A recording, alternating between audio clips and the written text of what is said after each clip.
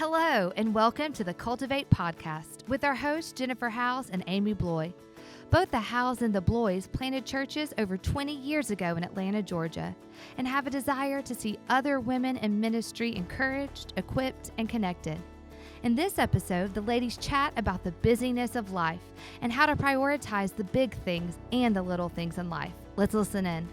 All right, one of the things I was thinking about is we are so busy, everybody. Mm-hmm. And it's almost like it's a competition. Whose day is better? And even when I walked in today, I looked at Wojak and I'm like, Wojak, I'm so busy. I've got so much going on this weekend. And there are definitely seasons where you're just going to have a lot to do, back to back to back, whether it's family, whether it's church things.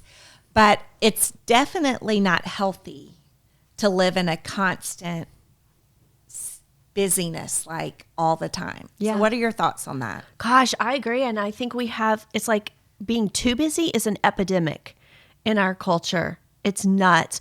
Brian and I went with my brother-in-law and sister-in-law to Ireland. And it was the sweetest, calmest, most beautiful, peaceful place.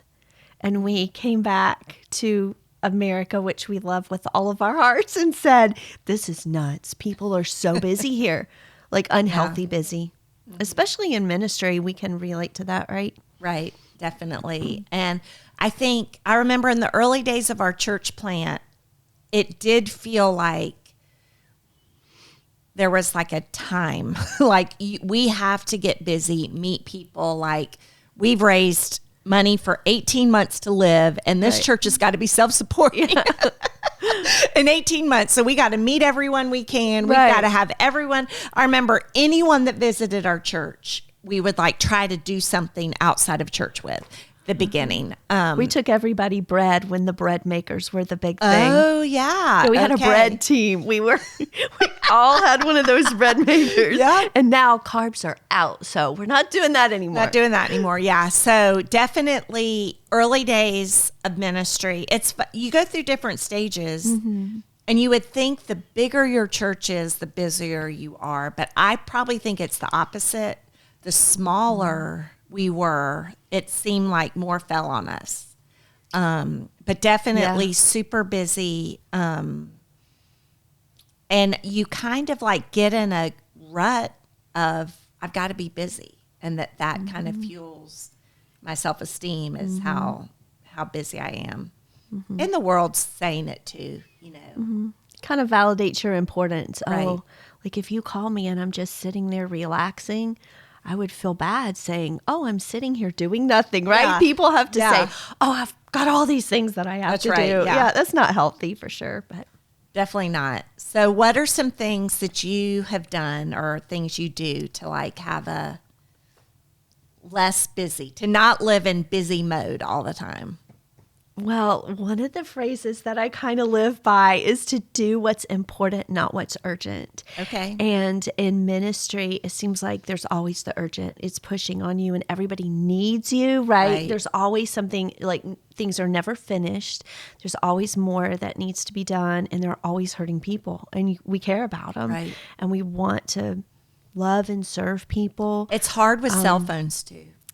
It is, for sure. And it's hard to determine what's important sometimes and what's urgent. And when it comes up, you have to say, okay, is this worth my time? Is this something that I have to say no to? And so being able to say no. Is it hard for you to say no? It's so hard to say no, because I don't even want to say this about myself, but it's the truth. I'm a people pleaser. Yeah. I love people and I don't want to disappoint people. And that's the thing in ministry that has kind of surprised me. I feel like I'm always disappointing people. Do you ever feel that way? Oh, yeah. I'm definitely a people pleaser. And I realized it more in 2020. I helped get Celebrate Recovery started at the church. And I thought I was doing it for all our church people that need it.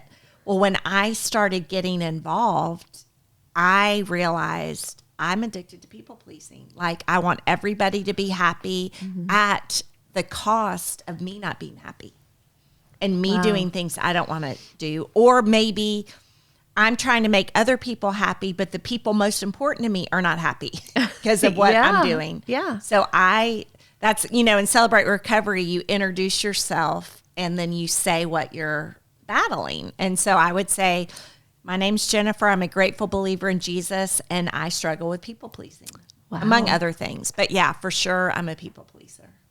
Yeah. And so it's definitely hard to say no. It's hard to say no. And I think you have to decide, okay, these things are important to me.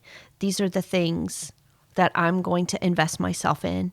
And then you free yourself up to say no to other things that don't fall in the category of things that you feel called to do. Like, this is what I feel like is important and I'm called to do it. And then you have to free yourself up to say no without explanation. And I heard Kay Warren say one time, you don't have to tell everybody all the reasons why. You can just say that no is a sentence. I'm so sorry. I'm not going to be able to do that. Yeah. Like the end. And I want to go, but this is why I can't do it. And this is why I really, really care. But we can't possibly, right? Like, it's so hard. I think it, like I said, I think it's harder when we were first starting the church, especially you would have strong people wanting to come in and influence. Oh gosh, yeah. Things and you had to say no, because Jonathan would use the phrase, be mean about the vision. Right. Like, we know what God's called us to do. Be mean about it. You don't have, I don't know, that might be a bad term to say, but just be confident in what God's called us to guard it. What your purpose is, or you'll look back Yeah. and say, oh, I did all the urgent things. I was swayed left and right and did what everybody wanted me to do. And I failed to do what was most important. And we don't want to do that. So we have to say no. Well, right? And then you get in the trap of, well, I don't want them to leave our church, so I'll do that. And then they leave anyway, and you've done it, and you're like, okay, I was a fool. Right. Just stick with what God's called you to do and love people fully and say no, and you need to. And I feel like one of the things I say a lot is I'm accountable to God. I'm accountable to God for my time, for my attitude, for my values, for my decisions. And other people are going to have other opinions of me, and that's on them. It's not on me. But at the end of the day, audience of one, I live for what God thinks of me. That's easier said than done, but that does help me, because people are going to impose. And so sometimes we've had things happen. And I think as the church has gotten bigger, this happens less, because people see, oh, they've got over 1,000 people at their church. They don't have time. But when we were small, everyone thought, well, it's their job to do this and that. But, I've had to say to people before, before I joined the church, I want to have you over to my house for dinner. Well, there's so many feelings associated with that. And it's not that I don't appreciate the invitation, but we have children who have events during the week. Mm-hmm. If we're saying yes to this person, we're saying no to our kids, to their activities. And it's not something that we can keep up. We can't go out to dinner. And so, but I do appreciate that people want to have time with us. So I'll say, I'm so sorry we're not able to do that. Mm-hmm. But if you'd like to meet us at the church for coffee at 10 a.m., we would love to do that.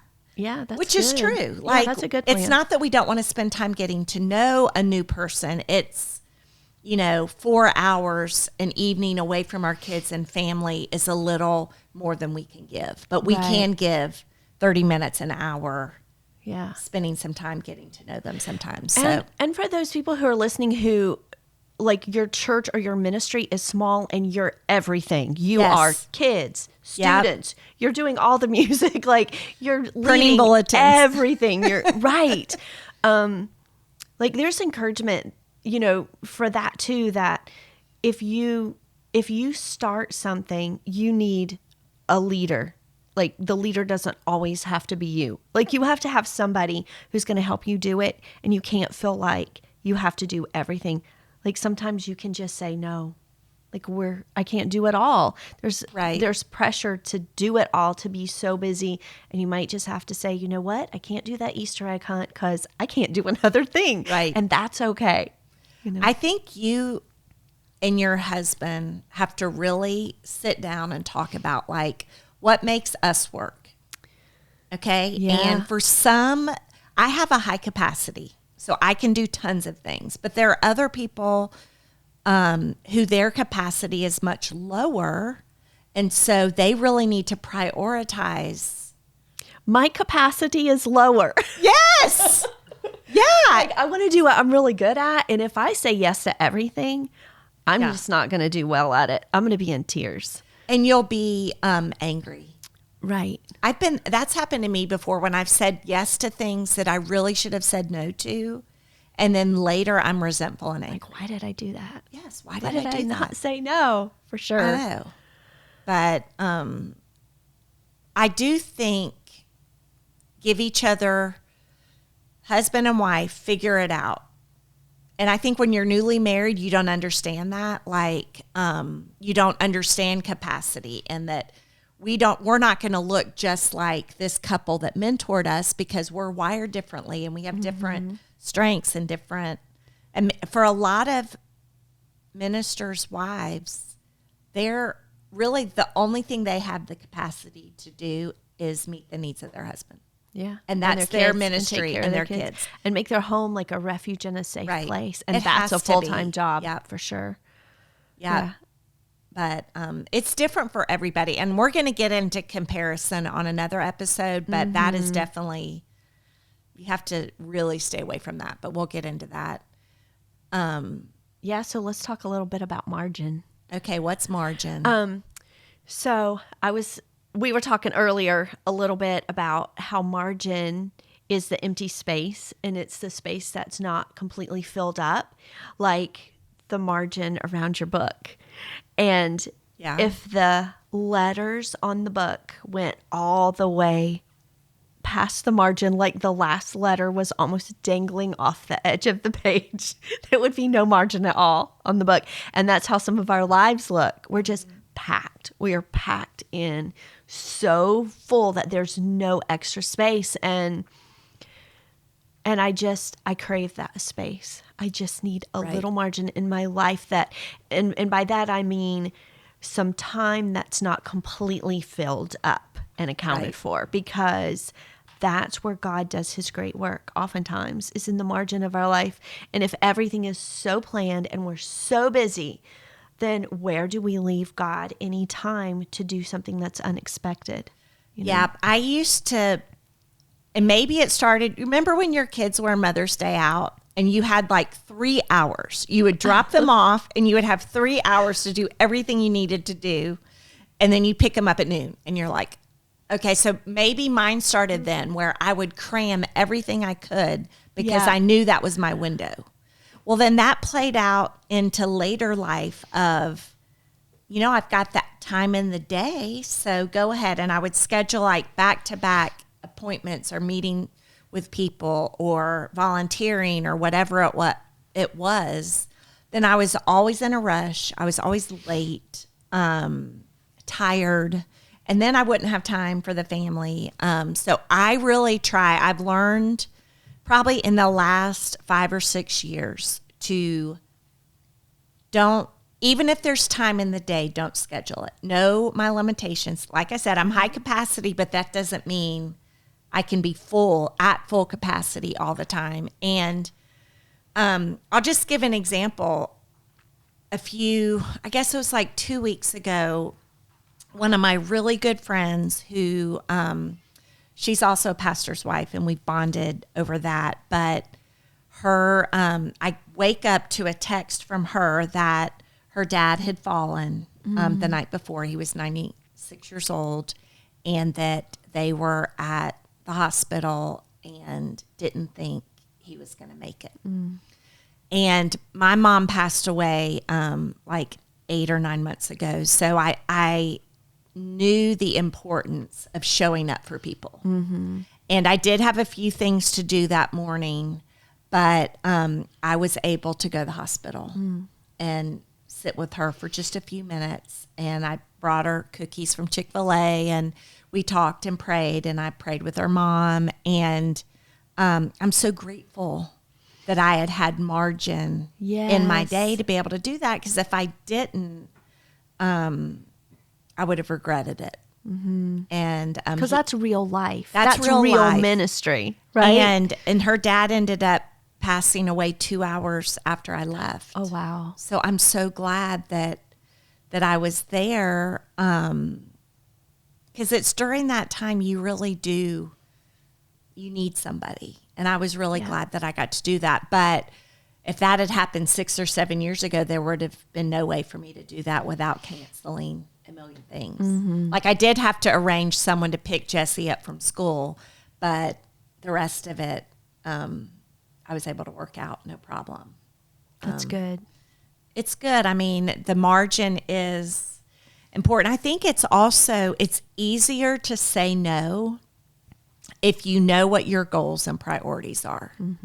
And I'm definitely not the type of person that makes a list, and like if I make a list, I lose the list. So, or I'm not the type of person that sets New Year's resolutions and all of that. But I do have a general idea of what my priorities are. They're my family. They're my 15-year-old daughter right now. My other kids are a priority too, but they're grown, and I make time for them. But the 15-year-old, I've got to be all there for her. And then my dad, caring for him is a priority. And then at church, the priority is our staff and the women in my little discipleship group. I can't say yes to every person that comes around. Right. But my priority is, so I try to do things that I do anyway with those priority people. Like, That's good. Go for a walk in the neighborhood. I need to walk anyway. Ladies in my discipleship group are staff wives. That's who I try to walk with. So you're killing two birds with one stone, because I'm more motivated to do it with someone anyway. Or if I'm volunteering for something, I try to grab someone that that I want to spend time with anyway to do it with me. So I really knowing who my priority is, and really the women I'm discipling, I'm training them up in ministry. So then it's not me. I can really pass on, so women's discipleship is going to be led by so-and-so now, because I've raised them up to be able to do that. So it's benefiting the kingdom of God. That's good. By saying no to other things, to say yes to the things that really matter, that will expand the kingdom, because I know what my priorities are and I'm not just all over the place. Yeah, that's good. I like it. I was just thinking of a time when we realized that we were crazy busy. Like it dawned on us, oh my gosh, we're unhealthy.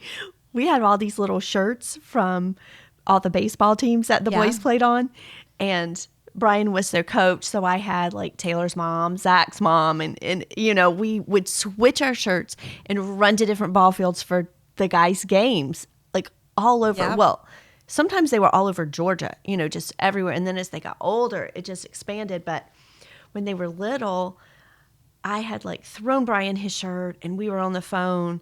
I was at another field across the county, and he told me that the other dads were laughing at him, and he didn't realize why. I know what happened.